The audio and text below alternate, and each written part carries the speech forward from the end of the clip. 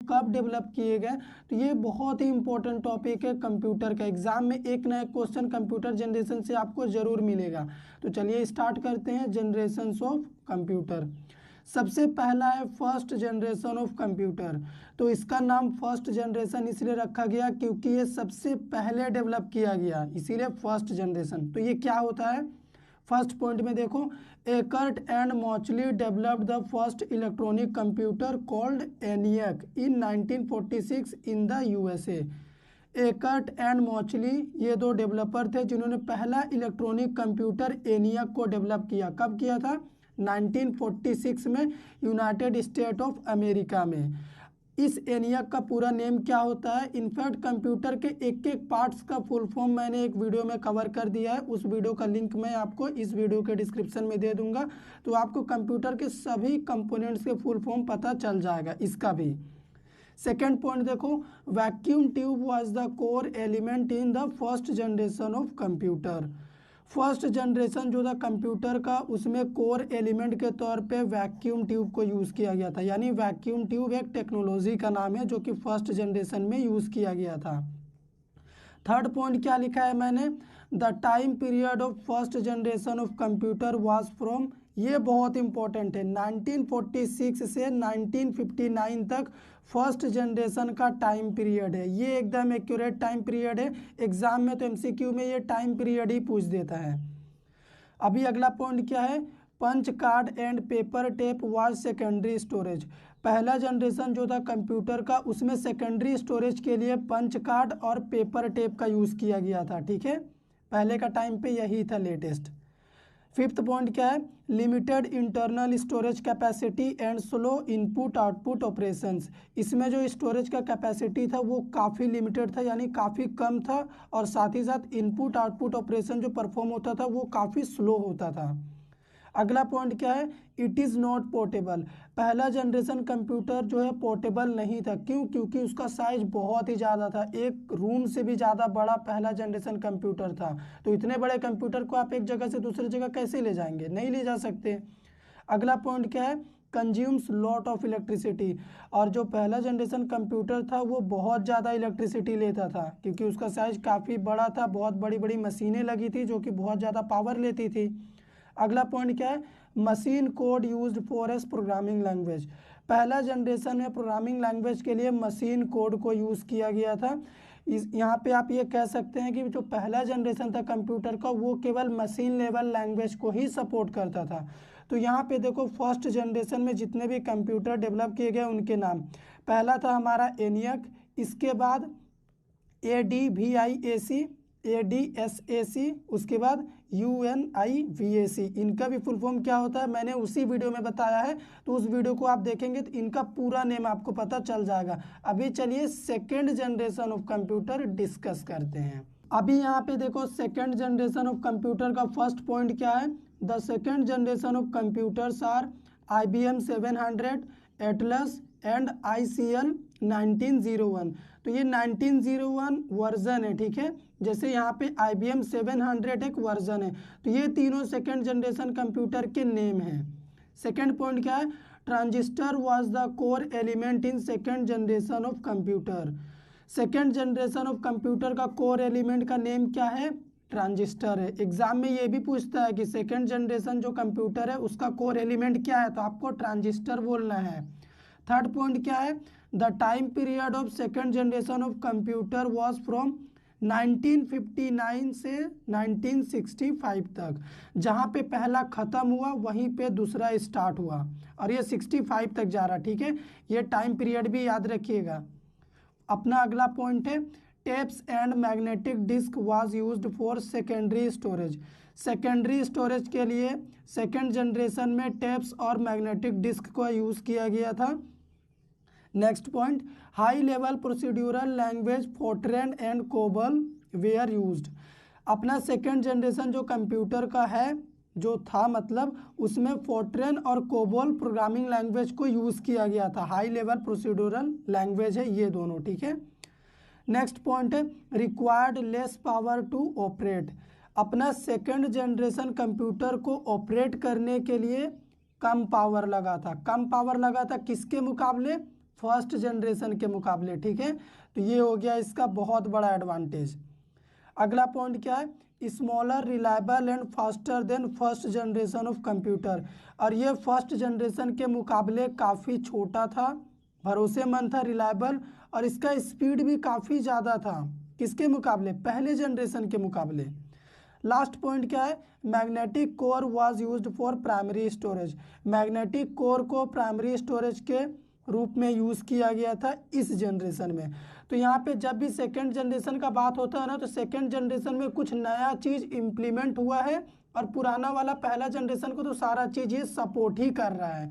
तो अगर आप थर्ड जनरेशन में जब हम आपको बताएंगे तो उसमें आप समझिएगा कि फर्स्ट और सेकंड का सारा चीज़ उसमें ऑलरेडी है और कुछ इसमें एक्स्ट्रा है, तभी तो वो थर्ड जनरेशन बना। तो गाइस यहाँ पे थर्ड जनरेशन ऑफ कंप्यूटर बताने से पहले आपको मैं ये बोल देता हूँ कि थर्ड जनरेशन में ही छोटे छोटे मिनी कंप्यूटर्स बनाना स्टार्ट हो गया था। ये फिगर आपको दिखता ही होगा, अगर आपने ब्लैक एंड वाइट टीवी देखा होगा पहले का, तो उसी तरह का कंप्यूटर यहाँ से बनना स्टार्ट हुआ था, ठीक है, थर्ड जनरेशन से। तो पॉइंट देखो पहला क्या है, the third generation computer are IBM 360, NCR 395, TDC 316 developed by Jack Kilby. Jack Kilby के द्वारा थर्ड जनरेशन ऑफ कंप्यूटर बनाया गया, यानी इस तरह का कंप्यूटर को इन्होंने ही बनाया था।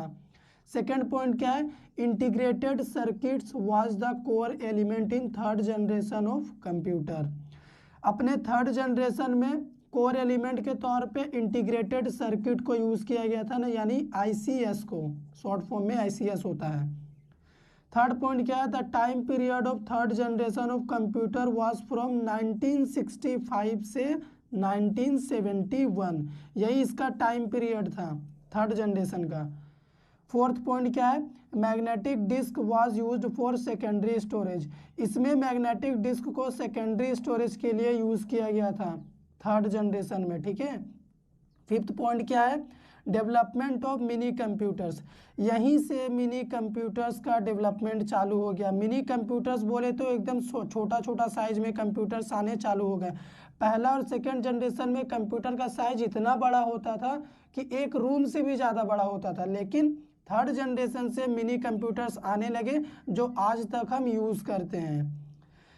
अपना अगला पॉइंट क्या है, इन this generation operating system was developed. इसी जनरेशन में ऑपरेटिंग सिस्टम का कॉन्सेप्ट भी डेवलप किया गया। तो यहाँ पे दो ऑपरेटिंग सिस्टम यूज़ किया गया था, पहला था रियल टाइम ऑपरेटिंग सिस्टम और दूसरा था मल्टी प्रोग्रामिंग ऑपरेटिंग सिस्टम, ठीक है। तो ये दो ऑपरेटिंग सिस्टम यहाँ पे यूज़ किया गया था और ऑपरेटिंग सिस्टम का कॉन्सेप्ट यहीं पे आया था।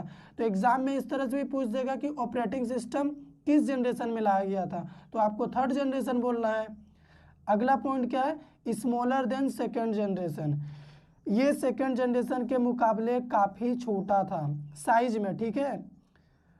नेक्स्ट पॉइंट है, high level programming languages like Fortran 2 से फोर्ट्रेन 4 तक, कोबोल, पास्कल, PL1, एल्गल 68, ये सभी प्रोग्रामिंग लैंग्वेज यूज़ किया गया था थर्ड जनरेशन कंप्यूटर को बनाने के लिए। तो थर्ड जनरेशन कंप्यूटर में और क्या इम्प्रूव किया गया, इसका जो मेमोरी का कैपेसिटी था उसे बढ़ाया गया।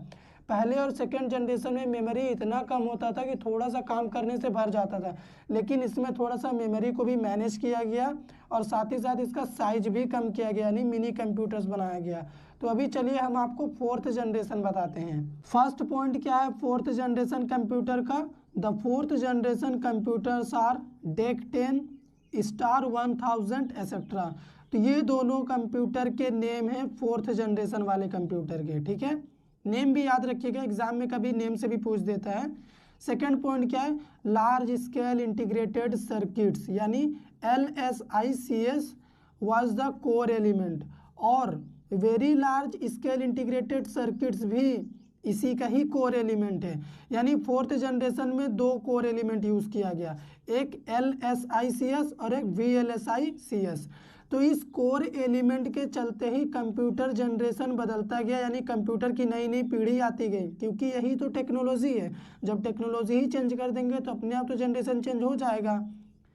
अगला पॉइंट क्या है, the time period of fourth generation computer was from 1971 से 1985, ये इसका टाइम पीरियड है 14 ईयर्स का। Semiconductor were used for primary storage. Fourth generation of computer में सेमीकंडक्टर को प्राइमरी स्टोरेज के रूप में यूज़ किया गया, ठीक है, मेमोरी के तौर पे। अगला पॉइंट क्या है, डेवलपमेंट ऑफ माइक्रो कंप्यूटर और पीसी मतलब पर्सनल कंप्यूटर। फोर्थ जनरेशन में ही माइक्रो कंप्यूटर आ गया था, यानी मिनी कंप्यूटर से भी छोटा कंप्यूटर। आज जो हम यूज़ कर रहे हैं वो हमारा माइक्रो कंप्यूटर ही है, जिसे आप पर्सनल कंप्यूटर यानी पीसी भी बोल सकते हो। तो उसका साइज तो आपने देखा ही होगा कितना बड़ा रहता है, डेस्कटॉप। अगला पॉइंट क्या है, इन this generation micro processor used. इसी जनरेशन में माइक्रो प्रोसेसर को यूज़ किया गया, यानी माइक्रो प्रोसेसर का कॉन्सेप्ट लाया गया फोर्थ जनरेशन में, ठीक है। सेवेंथ पॉइंट क्या है, high level languages like C plus plus and DBMS used in this generation. Fourth generation में ही सी लैंग्वेज, C++ प्रोग्रामिंग और डेटाबेस मैनेजमेंट सिस्टम को यूज़ किया गया इस फोर्थ जनरेशन को बनाने के लिए, ठीक है। लास्ट पॉइंट क्या है, application development bye users. Users के द्वारा फोर्थ जनरेशन में एप्लीकेशन डेवलपमेंट चालू कर दिया गया, बनाना स्टार्ट हो गया था। User friendly application. User friendly का मतलब कि यूज़र लोग ऐसा एप्लीकेशन बनाता था कि कोई बहुत जल्दी इंटरेक्ट कर सके, कोई यूज़र उसमें बहुत आसानी से काम कर सके। तो ये एडवांटेज आ गया था फोर्थ जनरेशन तक। तो अभी चलिए फिफ्थ जनरेशन बताता हूँ कि उसमें और क्या क्या एक्स्ट्रा मिला हमें। Future generation of computer, fifth generation को ही फ्यूचर जनरेशन ही कहा जाता है, ठीक है। तो यहाँ पे फोटो देख लो आप, दो इमेज है, एक है डेस्कटॉप का इमेज जो आज हम यूज़ कर रहे हैं, और लैपटॉप का भी आज यूज़ किया जा रहा। तो ये दोनों फिफ्थ जनरेशन का एग्जाम्पल है, ठीक है, आज के टाइम का कंप्यूटर है। तो पॉइंट क्या है, the fifth generation computer are desktop, laptop and palmtop etcetera. तो ये सभी आज के टाइम पे हम यूज़ कर रहे हैं, तो फिफ्थ जनरेशन के कंप्यूटर ही हुए। सेकेंड पॉइंट क्या है, ultra large scale integration is the core element. ULSI आज के जनरेशन का कंप्यूटर का कोर एलिमेंट है, ठीक है। अगर आप अब डेस्कटॉप में प्रॉपर्टी में जाके देखेंगे भी तो वहाँ पे आपको इंटेल वगैरह दिखता होगा, तो उसमें ये अल्ट्रा लार्ज स्केल इंटीग्रेशन ही यूज़ किया गया है, उसी को बना के प्रोसेसर बनाया गया है, ठीक है। थर्ड पॉइंट क्या है, the time period of fifth generation is 1985 till date. 1985 से अभी तक वही चल रहा है, फिफ्थ जनरेशन ही चल रहा है, यानी फ्यूचर जनरेशन चल रहा है। इसका अभी कोई निर्धारित डेट नहीं हुआ है, स्टार्टिंग पॉइंट पता है, एंडिंग पॉइंट नहीं पता है। अगला पॉइंट क्या है, RAM and ROM is used for primary storage. आज के टाइम पे जब हम कंप्यूटर यूज़ कर रहे हैं, उस कंप्यूटर में हम रैम और रोम को प्राइमरी स्टोरेज के रूप में यूज़ कर रहे हैं। Hard disk drive and SSD, ठीक है, इन दोनों का हम सेकेंडरी स्टोरेज के लिए यूज़ कर रहे हैं आज अपने कंप्यूटर में। लास्ट पॉइंट क्या है, all high level programming languages like C++, जावा, पाइथन, .NET एक्सेट्रा इंक्लूडेड। इन सभी प्रोग्रामिंग लैंग्वेज को फिफ्थ जनरेशन कंप्यूटर को बनाने के लिए यूज़ किया गया है। तो ये सभी प्रोग्रामिंग लैंग्वेज इस जनरेशन में आ चुकी हैं और इन्हीं का यूज़ करके ये बनाया गया था। तो अभी चलिए मैंने आपसे क्या क्या डिस्कस कर दिया है, एक समरी दे देता हूँ डिटेल में। ये समरी आपके लिए बहुत इंपॉर्टेंट है, आप इसका स्क्रीनशॉट ले लीजिए, मैंने पूरा खाली रख दिया है। तो यहाँ पे देखो, जनरेशन में फर्स्ट जनरेशन कोर एलिमेंट था वैक्यूम ट्यूब। टाइम पीरियड क्या था, 1946 से 1959। Second generation transistor core element था, टाइम पीरियड 59 से 65। थर्ड जनरेशन था हमारा इंटीग्रेटेड सर्किट्स, कोर एलिमेंट था ये, टाइम पीरियड 65 से 71। फोर्थ जनरेशन था very large scale integrated circuits, time period 71 से 85। और लास्ट जो फिफ्थ जनरेशन यानी फ्यूचर जनरेशन है, अल्ट्रा लार्ज स्केल इंटीग्रेटेड, ठीक है, इसका टाइम पीरियड है 85 से और अभी तक यही चल रहा है। तो इसमें से कुछ भी MCQ में आपसे क्वेश्चन पूछा जा सकता है, तो उम्मीद करते हैं आपका कोई भी क्वेश्चन नहीं छूटेगा। वीडियो सच में आपको पसंद आ गया होगा तो वीडियो को लाइक कर दीजिए, शेयर कर दीजिए, चैनल पे नए हैं तो सब्सक्राइब कर लीजिए।